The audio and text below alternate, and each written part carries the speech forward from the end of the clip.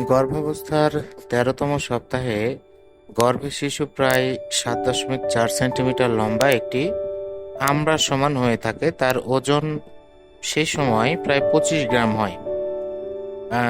তো একটা টুথব্রাশে টুথপেস্ট নিলে যতটা ভারী লাগে, এখন সে প্রায় ততটুকু ভারী আমরা বলতে পারি। তো এই সময় শিশু গর্ভে কিন্তু নড়াচড়া করে। আপনার প্রথম দিকে কিছুটা ঝাঁকুনির মতো নড়াচড়া করে, ধীরে ধীরে নানানভাবে নড়াচড়া শিখে যায়। তবে এখনই হয়তো বা মা তার নড়াচড়াটা বুঝতে পারবেন না, এজন্য আরো কয়েক সপ্তাহ অপেক্ষা করতে হবে।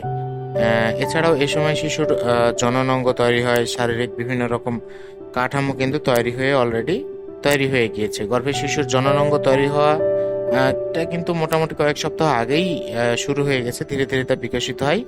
তো এই এই সপ্তাহতে আল্ট্রাসাউন্ড পরীক্ষা করলে সে ছেলে না কি মেয়ে সেটি কিন্তু বোঝা যাবে না, কারণ এটি আস্তে আস্তে ধীরে ধীরে বিকশিত হচ্ছে।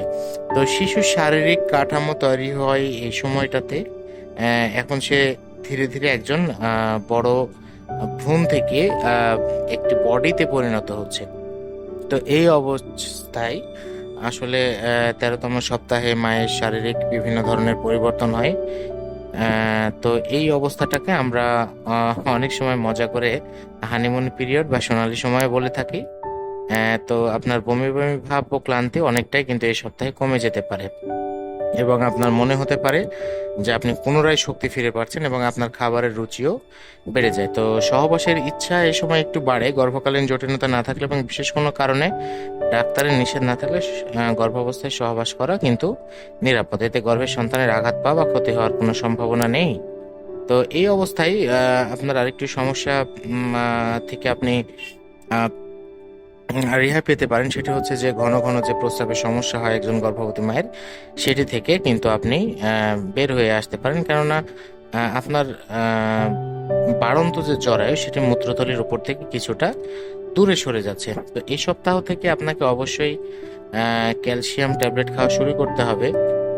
এখন থেকে শুরু করে ডেলিভারির আগ পর্যন্ত প্রতিদিন ক্যালসিয়াম ট্যাবলেট খাওয়া কিন্তু চালিয়ে যাবেন। ক্যালসিয়াম ট্যাবলেট খাওয়ার সময়ে খাওয়ার সময়টি হচ্ছে ভরপেটে যদি খেতে পারেন তাহলে সবথেকে ভালো হবে।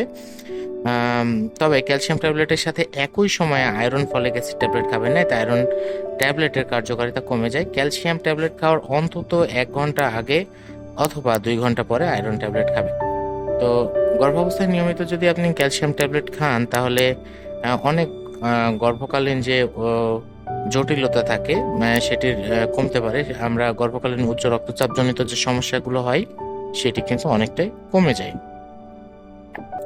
তো এই সময় আপনি বাড়তি অনেক কিছুই খেতে পারেন। গর্ভাবস্থার ৩ মাসে ওজন তেমন একটা বাড়ে না, অতিরিক্ত খাবার খাওয়ার প্রয়োজন হয় না। তবে অবস্থার প্রথম ৩ মাস শেষ হয়ে গেলে খাবারের পরিমাণটা কিন্তু একটু বাড়াতে হবে। যেহেতু এই সপ্তাহ থেকে আপনার গর্ভাবস্থার ৪র্থ মাস শুরু হলো, এখন থেকে আপনি কিছুটা বাড়তি খাবার খেতে পারেন।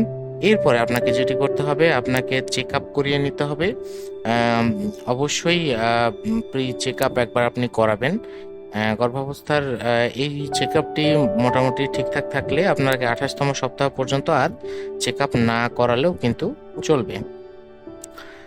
তো এই সময় কমন কিছু সমস্যা মায়ের শরীরে দেখা যায়, যেমন হচ্ছে দাঁতের মাড়ি ফুলে যাওয়া, লিগামেন্টে ব্যথা, মাথা ব্যথা, নাক থেকে রক্ত পড়া, পেট ফাঁপা লাগা, কোষ্ঠকাঠিন্য, বদহজম, বুক জ্বালা পড়া, স্তনে ব্যথা, পা কামড়ানো, বেশি গরম লাগা, মাথা ঘোরানো, হাত পা ফুলে যাওয়া, প্রস্রাবের রাস্তায় ইনফেকশন, যোনিপথে ইনফেকশন হওয়া, মুখে মেস্তার মতো বাদামি ছোপ দাগ পড়া, এই ধরনের সমস্যাগুলো, এই ধরনের সিমটমগুলো কিন্তু সাধারণত থেকে যায়। তো এই সপ্তাহ আসলে অনেকটাই গুরুত্বপূর্ণ। গর্ভাবস্থার প্রতিটি সপ্তাহে কিন্তু গুরুত্বপূর্ণ।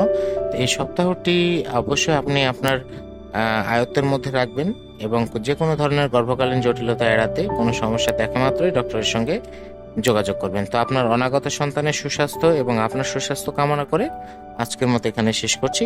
ধন্যবাদ, ভালো থাকবেন।